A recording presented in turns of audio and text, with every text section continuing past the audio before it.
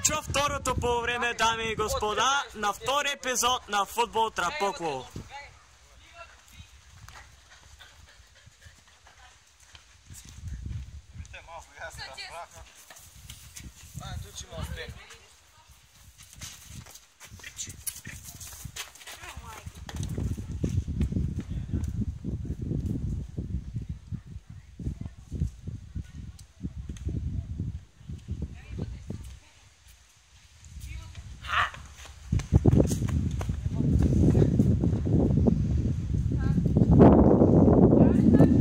Искате ли после да направим трети...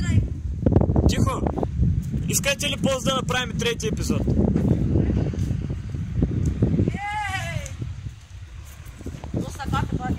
Сега ще се върнем след малко. Тече беше използван. И всички отново тръгват към противниковата врата. Пас към Цецо. Неуспешен.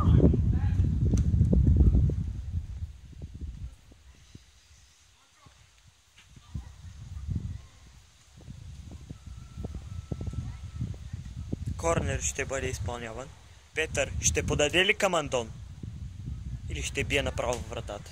Както и предполагах, той направо би. Но отново поема топката. Ще мине ли Симеон?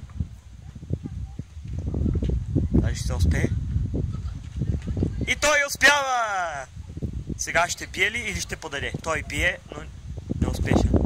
Опит. Петър жалко моли за помощ от Антон Вачев, но той се излакомява и ето какво става след това. Иван Желязков вкара гол и резултатът е 4-1. Пускам пауза. Клипът отново се възстановява след предишната пауза, дами и господа.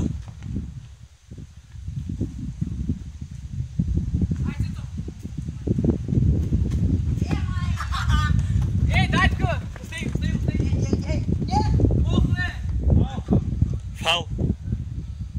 Дами и господа, кой ще изпълни този фал? Петър Русков изпълнява фал. Той дали подаде или сега ще изпълнява фал? Сега ще го изпълня. Симеон отне топката. Топката ще влезе ли или не?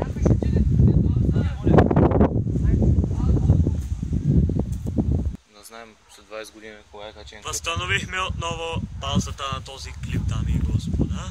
Започваме от начало. Аутът ще бъде изпълнен от Антон Вачев. Той подава към Цветан. Цветан некадърно поема топката. Андон се спъва смешно. Симеон дали ще я вземе, не успява.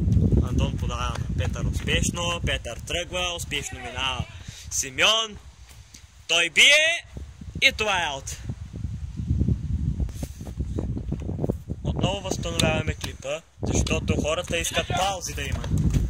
В един истински матч никога няма паузи. Всичко се случва реално. Наживо се случва. Симеон бие. И това е гол! Айде да взем да бим се отдалеч. Какво ще кажеш? Не се съвлече, бе. Кока ли? Жълт картон. Жълт е по време на матч. Банко! Повече няма да прави паузи.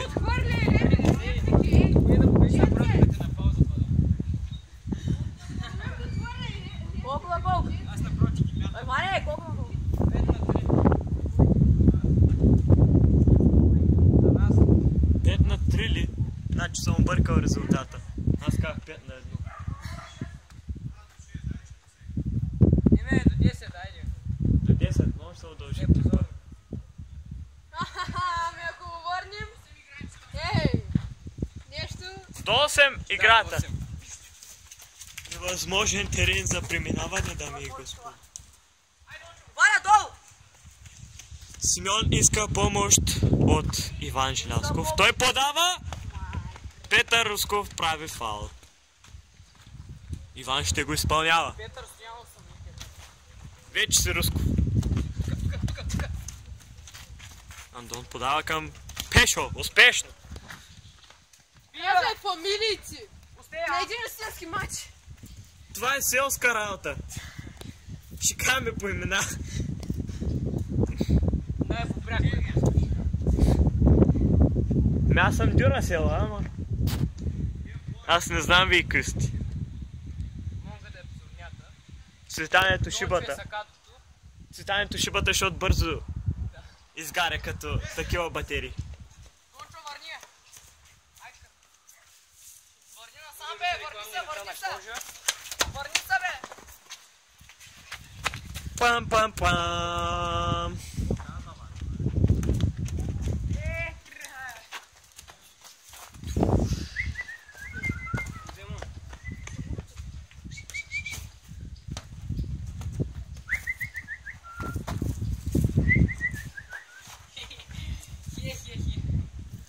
Ари, где успяха тако за Дончо, чуй напред.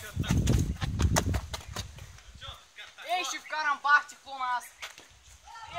Дончо успява, дами и господа, благодарение на неуспеха на Петър. Айде, Дончо, отиде да варди. Кара. Успеха. Неуспеха? Дончо, отиде да варди. Какъв успех, бе? Бягай назад, че пива. Дончо да варди. Варди, чакай малко. Или вкарал. Опа. Солидна защита. Гледайте как се прескача, пик. Браво, бягайте, Тецо, бягайте, Тецо. Ари, бе, Тецо, взимай, бе. Дъчима за нас.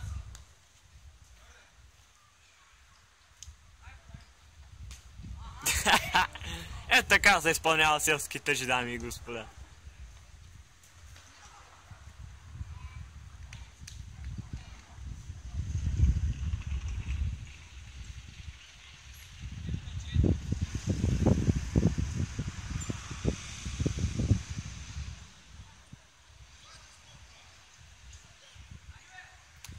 Небето се заоблачи, дами и господа. Скоро мисля, че ще почне да вали. Това много ще влоши терена на нашите играчи и ще повлияе на играта.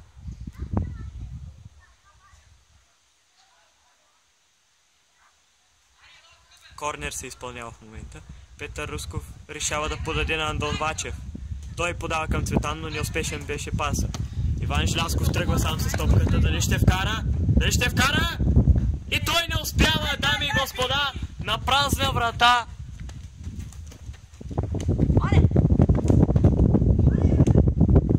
Днес нещо му става на нашия играч, Иван.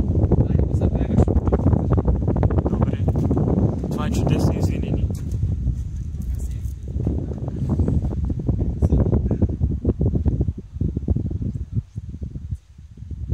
Петър Русков в момента прави стратегии за играта, казва кой къде да бъде. Дали ще проработи неговата тактика? И тя успява, но дали той ще мине Иван Желязков? Бие и топката е много зад вратата. Що не слушаш? Какво? Дончо се лакоми, аз се лакоми. Не те чух от вятъра.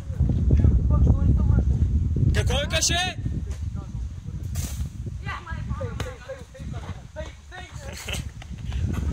Майтапите на Трапоко.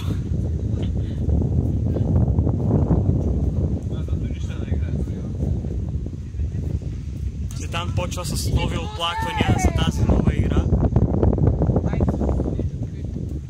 Кой е ред да взима топката? Спри малко пауза, бе, човек. Без паузи, той клипа направо целият паузи ще стане. Здравейте. Връщаме се от така желаната пауза на играчите. Цветан с неговата голяма шкимбя пречи на обектива.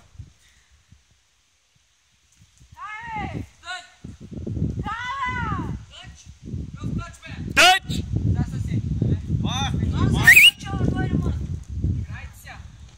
Бах ти умрелия матч. Да, он се пресъприл